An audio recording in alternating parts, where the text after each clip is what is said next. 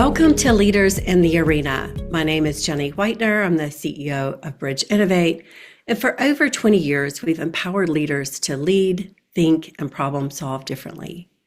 This series, Leaders in the Arena, aims to share valuable insights and lessons from our clients and our network, offering inspiration to leaders who are driving organizational growth and creating positive social change in our communities. Thank you for joining us today. We are recording today's session as a podcast and also live as a webinar. Throughout today's program, if you're joining us live, feel free to introduce yourself with other colleagues in the chat and also post your questions. And as we continue on in our program today near the end, we'll be opening it up for questions and have our guest, Carlene Blanding, join us today in answering those questions. So it's my pleasure to introduce to you today Carlene Blanding, who'll be talking to us about the book Deliberate Calm: How to Learn and Lead in a Volatile World. If we continue on to Carlene's bio, you'll see that Carlene is a human resources executive at Shaw Industries. She joined the Shaw team in June of 2022. Prior to joining Shaw, Colonel Carlene Blanding served in the Army as a healthcare and human resources executive, culminating her service as commander at the Eisenhower Army Medical Center during the most critical healthcare crisis in history, the coronavirus pandemic. From 2017 to 2019, she worked as chief of the Medical Services Corps branch at Fort Knox, Kentucky, and commander of the Bain-Jones Army Community Hospital from 2015 to 2017. Prior to leading the Bain-Jones team, she served as Deputy Chief of Staff of Human Resources at Belvoir, Virginia in 2014 to 2015. Currently, again, Carlene is serving as Vice President in Human Resources at Shaw Industries, focused on their integrated supply chain practice. We are thrilled to have Carlene with us today. Carlene, let the audience know a little bit more about yourself. Oh, good morning, Jenny, and thank you for this, this great privilege of joining you to talk about a topic that I think we're all wrestling with: volatility and leadership. And so I just appreciate the opportunity to share this time with you and to really dig into this topic. Again, as you stated, I work at Shaw. I've been with Shaw now going on 3 years, and we know volatility. We understand, leadership and how we have to move through this continuum of growth for leaders. And so I think this is a great topic, and I just thoroughly enjoy and appreciate you asking me to share this time with you and to really communicate with our audience. So thank you, Jenny, for the invite. Love it. You're welcome. And it is our distinct pleasure to have you here today. I mean, I know the audience, if they don't know you, once they hear you talk a little bit about deliberate calm, this is something you've lived. This has been a part of your leadership for many years, to being in really volatile situations. And in fact, that's where the author of the book Deliberate Calm begins. He talks about the challenges of leading in VUCA. Right. And so I know that you help the group understand VUCA, and you've lived it, you've led through it. So talk a little bit about the insights that come from the book about leading in a world of VUCA. Yeah, if you have not read that book, I highly recommend you read this book. The author, talks about as the world continues to change, the pace of change is so rapid, right? And because it's so rapid, sometimes leaders struggle to get through this time and space. If you're not familiar with the term VUCA, volatility, what is going on in the marketplace? It is volatile. There's always something driving this volatility, whether it's, increases, tariffs, whatever is going on out there that's creating all of this stir.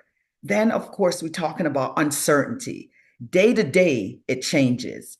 Day to day, opportunities evolve, opportunities, are created that creates uncertainty. Do we make this decision today? Is it the same decision we'll make in 6 months from now? Then the complexity, right? We have to understand this complex environment and how we have to maneuver through it. And then ambiguity. I think probably for most our organizations, navigating ambiguity is one of their competencies because it's such an absolute required skill. And the authors really dig into this ever evolving dynamic of a VUCA environment. And as you stated, Jenny, I have lived through it. As you stated in my bio, you know, the worst global pandemic ever. And I was running a healthcare facility, a medical center. And in that environment, we had to make decisions quickly, right? We had to make decisions in the spur of the moment. But the thing about it, we didn't understand what was going on, right? We didn't understand what this virus was. We didn't understand how to truly lead people through this very volatile and uncertain world. And so I can really identify with the principles that the authors were speaking about. Leaders have to contend. We have no choice. The pace of change is so rapid that today, we may think we're moving fast. We'll see this was really slow compared to the future. And so here we are understanding that we have to be able to understand these four quadrants, these behaviors, this environment that we're operating in to be able to drive success and longevity of our business. And so leaders today must learn to lead differently. We can no longer afford to use the same principles to drive success. And that's where the authors of the book really drove home the point that you have to understand your operating environment and how do you as a leader pivot and engage in this new environment to remain successful. Mm-hmm. I mean, I cannot believe, the world that you were in during the pandemic, leading a major hospital, and the team that you had to, with so many unknown unknowns, right? You don't know what's ahead when you think about VUCA. And I love the fact that you're calling out for us that it's just going to get faster. And the volatility as AI becomes an everyday part of our life, and the reaction to issues and responses happen much more quickly. I agree with you. I think we're just on the precipice of really understanding what speed is in the future. Talk to us a little bit more about this, the impact for leaders, the environment, this VUCA, this volatility, the dynamics that leaders are facing. How do they step out of this paradox of not being consumed, right? Being consumed by the stress of the volatile environment, and how do they effectively lead? The author calls out, which I thought was a great thing, they talk about the adaptability paradox, right? Because again, as we talk about a VUCA environment, the challenge for leaders today is understanding the environment. If we're waiting to have step-by-step instructions or to think step-by-step, that becomes a challenge because the environment will have shifted. And so when you talk about the adaptability complex, very, very intelligent, highly successful folks, leaders have struggled because, again, I'm faced with a huge problem, right? What do? Do I lean in and really look at ways to solve that problem, come up with solutions? In a VUCA environment, you don't have the latitude to call meetings and sit back and ponder on things. You have to make decisions right now. And so what we're discovering is that leaders almost are paralyzed when they get into this type of a VUCA environment because it requires you to be on. You have to operate at such a high level in this environment that leaders become paralyzed. And that's where the authors talk about the adaptability paradox. When you're faced with a new problem or a new area or responsibilities as they're increasing, and you're trying to fit the old way, because I was successful. I was a successful leader up until COVID. I'll use my example. Oh, yeah, it was great. I led people. I was comfortable in that environment. When you're thrown in a VUCA environment, the things that you're comfortable with, the way you led and were comfortable with, it's no longer effective.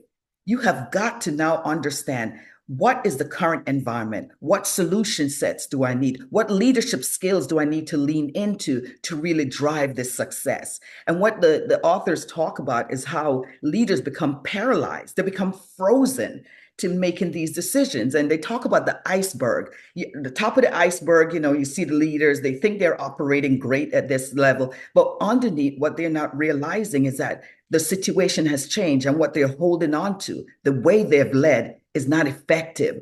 And so they're finding that there are lots of disruption for leaders, and they're paralyzed with the fear of making decisions or doing something different because it's different.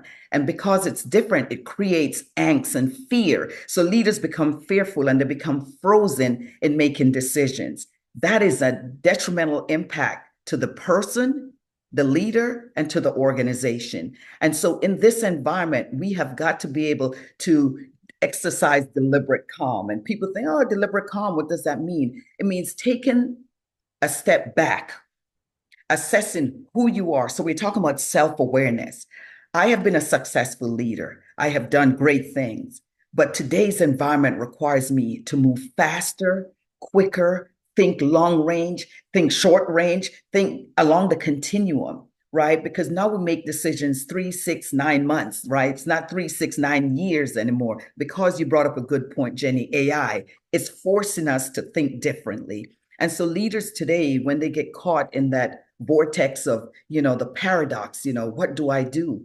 They have to now step back, right? Slow down to go fast, right? Is a concept, right? Because now you have to step back, observe the situation, observe and become aware of who you are and how you have led, and then lean into the idea that I must lead differently. And they talk about leaders getting coaches to help them process through how to lead differently in this very environment. And so under pressure, when you feel that you absolutely have to make a decision now, is when you have to step back and say, let me assess this. You have to take time to do the assessment. You have to take time to look at your teammates, the team you're leading. Where are they in this continuum? Because as a leader, you're not just leading yourself, you're leading a team, and you're making critical decisions that will impact your organization. So you have to stay present. You can no longer have the luxury of looking back and saying, well, when I went through this situation, this is what I did, right? I now have to say, I am here in this moment.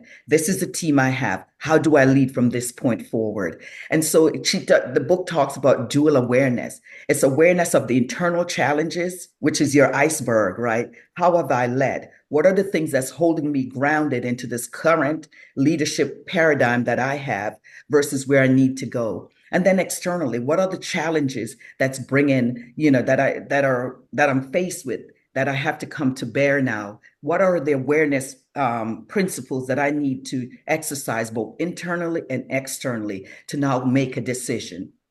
And so they ask you to step back, take a deep breath, assess who you are as a leader, look at your icebergs. And if as I talked earlier, people get frozen, right? Because I was successful, I was great. Why would I need to change? When you do deliberate calm, you step back and the iceberg starts to thaw. You start to now be fluid and you're able to move through this process. You're able to bring your team along with you, and you're able to make some really critical decisions that are grounded and that works for the moment. I really like this concept of dual awareness that you're talking about, because I think often leaders are externally focused, the team or the environment, which is important. He talks about that's Absolutely. one part of dual awareness, is being aware of that environment and those needs, but then also managing yourself, being aware of how you're reacting, maybe your resistance to change, or how you're, analyzing the situation and then going through your traditional process of decision making. Just, build on those foundations that you have, but being dually aware in those very complex, turbulent situations, externally and then internally. Go ahead and Absolutely. talk a Absolutely. little bit more about this path of resilient leadership. Yes. So when you think about the path of resilient leadership, you have to demonstrate resiliency, right? As a leader, you take that path, right? Where you say, okay, I've not faced this before, right? How do I now make a decision and move through it? And how do I show up differently as a leader? Successful leaders, I think, struggle a lot with the internal pieces of it, right? Understanding who you are and being able to come to grips with who you are who you were as a leader, who you are as a leader today, and how you will be a leader in the future. Not just leading your team, as you stated, but yourself. It's that path to resiliency, is now realizing that it will require different skills to lead today's to lead today's teams who are very different from maybe the way you grew up. It's about having understanding that you now need to pivot and to have a deeper understanding of who you are as a leader, how you will lead in this current environment, and how you will prepare the leaders of the future. So it's really having the ability to drive that resilient streak throughout all of us. I mean, we had to be resilient. During COVID, I think the entire world had to be resilient, right? None of us had the opportunity to just stay and maintain the way we've always been. We had to learn how to pivot and how to add tools to our kit that would help us to be resilient and face this new challenging environment. And so Yeah. when you talk about deliberate common leadership, it's learning how to manage yourself as a leader, your stress level and your emotions. Because, when we get stressed, not enough sleep, we're not eating correctly, we're not exercising, we're not taking time to process all the information. So what happens that we become stressed? And how does stress manifest itself? Through our health, through our poor communication with our team or our family members. And so those things create opportunities for us to grow, right? When we become self-aware and we're leading ourselves. And of course, empowering our teams. We have to model those behaviors. You can talk all day long to your team. If you do not model the behaviors that you want to see, it will not come to fruition. And then, of course, understanding that, leadership presence, resilience, and the ability to navigate uncertainty. The world will remain in a VUCA state. Absolutely. We are positive of that. And the pace will increase. How do we do that? Right? How do we do that? We start really doing these principles to help us through those difficult times. It's very interesting to hear you talk about, it's really like investing in yourself as a leader, right? In terms of, the word nurture is coming to my mind, Yes, yes. with self-awareness, to care for oneself, right? And so many executives that I know and leaders that I know are working, 12, 15 hours a day. They're with the, technology enablement of everything. They're constantly on. It's very difficult, even, when you're trying to have personal time, that they're not interrupted by some business dilemma or some personnel dilemma. And I like this call out, Carlene, that you're saying to the leaders, about really being aware and investing in this ability to kind of nurture yourself, that you are able to lead well, and you're not doing yourself any favors by staying that stressed, and so that, on edge for too long. That will come out in a very negative way Yes. in your leadership. So I love the fact, and it's often, as leaders, we're the last ones, right, to invest in ourselves because we're giving so True. much Absolutely. every day. So Yeah. it's a perfect call out. What are the tactics that leaders can use to apply these lessons of deliberate calm? Give us some thoughts there. Yeah, so the practice, honestly, it is truly about being self-aware, right? And I love how you phrase it with, that leaders are the last to really assess themselves, especially highly successful leaders. They really are the last to assess. They think they can change the environment around them, not the environment within them.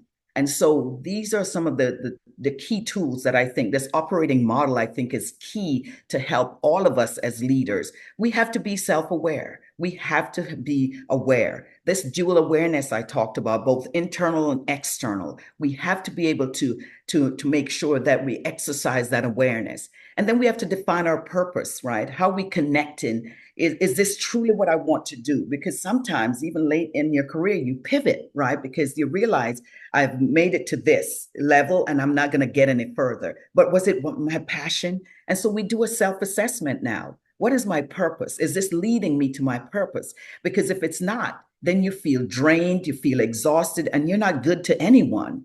And so defining and knowing your purpose and your connectivity to that, how much time and decision orientation for learning, how are you going to spend that, right? To define your purpose. And then energy, be aware that, we need to recover. We cannot, like you stated earlier, Jenny, stay high. We cannot work 48 hours a day and think we're going to be successful mentally, emotionally, physically. And so they ask, where's your energy? Where do you get your energy from? Is it taking vacation? Is it truly deplugging from the world and taking just time, each day, each month to really build back your energy? A recovery process. And then relationships, right? We spend a lot of time at work, but our most significant relationships are at our home. How are we building those relationships to help fuel our energy? How are we building the relationships at work, pouring into others, really, and drawing from the well of others to strengthen the relationships? And so when you look at this model that's there, it is truly personal and professional. That model can be applied all around. Actually, should be for both personal and professional, because both of those, it's not separate worlds. We're the same. We're one person with both worlds. So using that model will help us to really, strengthen our relationships, strengthen our leadership skills and who we are as leaders, and drive success for all of us. It reminds me of one of my previous roles back in the day before I started Bridge 20 years ago. Was one of the roles I had was head of people development for Ernst & Young Management Consulting. And in one of the leadership programs that we had developed for partners and senior managers, the very first part of that leadership program, we were at the Four Seasons Hotel, which was fantastic. But like who could be stressed, right? But was a relaxation, half a day of just relaxation.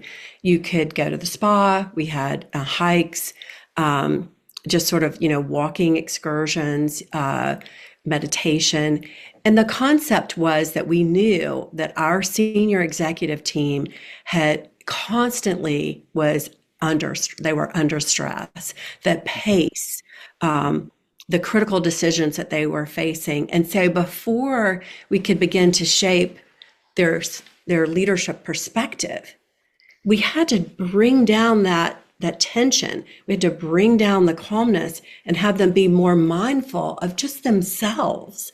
And I think oftentimes executives and businesses today don't think about the investment in the leadership, right? Could be giving people this deliberate time of calm before we go into shaping that next generation leader. So I really like calling that out. And, I remember in another role I had at Prudential Healthcare and their leadership institute, I remember the president called me up and he was like, "What is this beach trip? That's a business vacation." And I'm like, part of leadership development, right? Yeah. So it is a little bit of a different mental model by what I would call the traditional investment, but so important in terms of bringing in the lessons of deliberate calm. Absolutely. So I know today we have a little bit of time for some questions, and it looks like we have a question coming in from some of our live guests today. And Stephanie Brady's got a question. I just wanted to share it with you if you're up for questions, and then we'll wrap up if that's okay. Oh, that's fine. That's fine. Love Good. it. All right. So she said, "I found leaders can also panic and make knee-jerk reactions versus being paralyzed." So if you think of under stress, paralyzation, instead she's experiencing leaders making these knee-jerk reactions.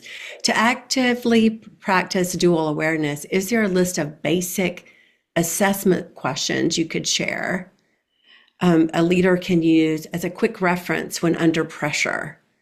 When pressure hits, like how do they really use these kind of either basic questions or kind of a checklist to help them practice this dual awareness? Yeah, I think it goes back to that operating model that I highlighted before, right?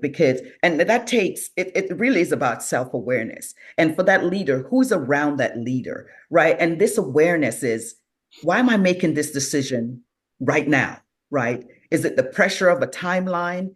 Is money an issue in terms of, will we lose, millions of dollars if I make this decision at this moment, at this time, right?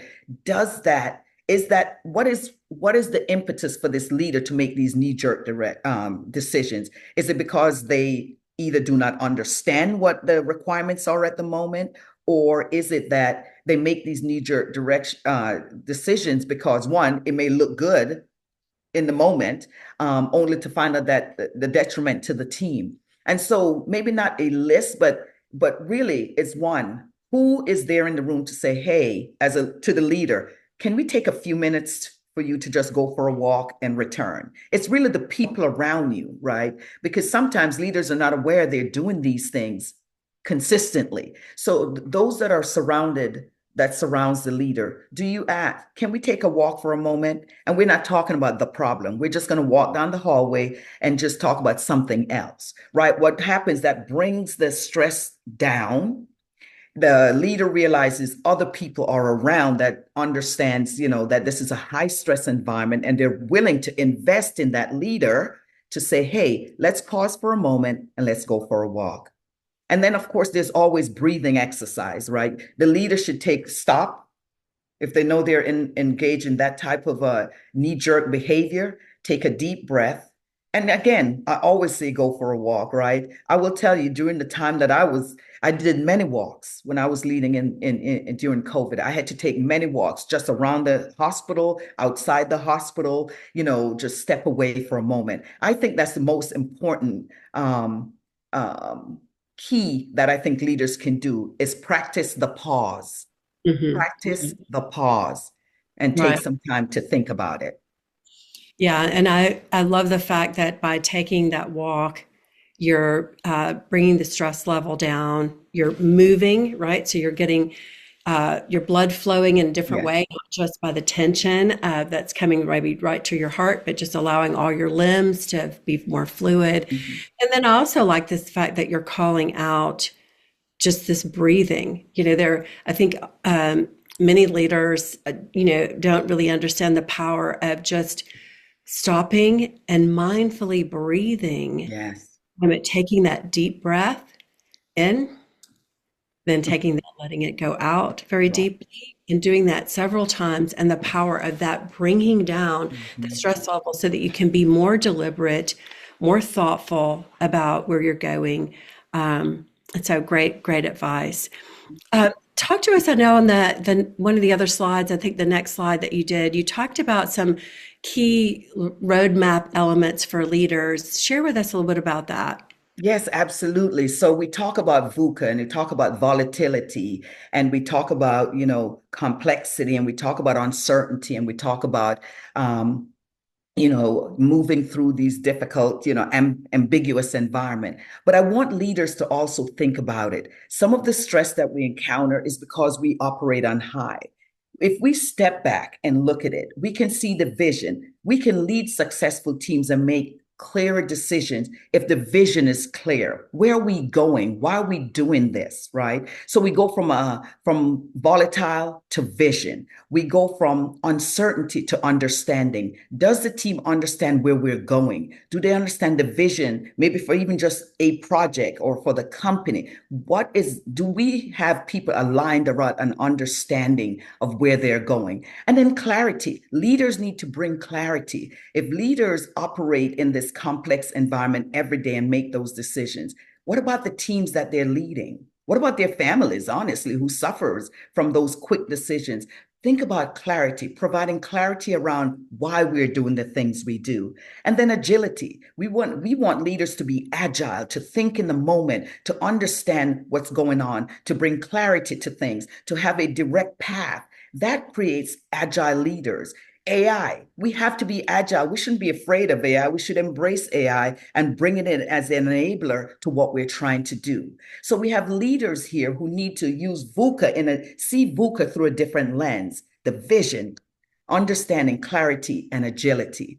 And then honestly, leaders as learners, we always continue to learn. This is your thing, Jenny. You drive us to think and to learn and to grow each and every day. Leaders as learners, this is so critical for leaders that they need to be continuous learners. Learn what is happening. AI, learn that, what are the top 5 things that CEOs are wrestling with in 2025? What are the top 5 things that leaders in general will wrestle with in 2025? Once you learn and you understand what the tools that we have today, right? And how we can deploy the tools we have today to help us to be effective leaders today and in the future. That, I think, is the roadmap for leaders. And I ask each of us to utilize those tools to help us to be better leaders and to help our leaders to be better leaders and have that open conversation with them, right? And help them to understand. It's going to take all of us, and when I think about it, I talked about the pace of change has never been this fast, but it's also never been this slow. It only increases. And if we're not able to truly move at the pace of change, we'll be left behind. And we need leaders of consequence who can drive success for all of us in the future. Fantastic, Carlene. Thank you for your inspiration today Thank around you. deliberate calm and sharing your wisdom. It's been great having you here. We want you to come back all the time. Thank you, Jenny. I So love being here. on Leaders in the Arena. And so Thank what's you. coming up next? We have Lucy Reimer, the president and executive for the Museum Center at 5 Points, talking about the power of vision and strategy, coming up soon. And then also our Bright Spark Student Design Awards. We've had amazing participation on our challenge around homes in crisis, new innovative ideas for temporary housing in the midst of crisis. Students from around the world submitting into Bright Spark. So that is also coming up. We hope to see you again on another Leaders in the Arena program. Thanks for joining us. Thank you, Jenny. Thank Bye now. you. Have a good day.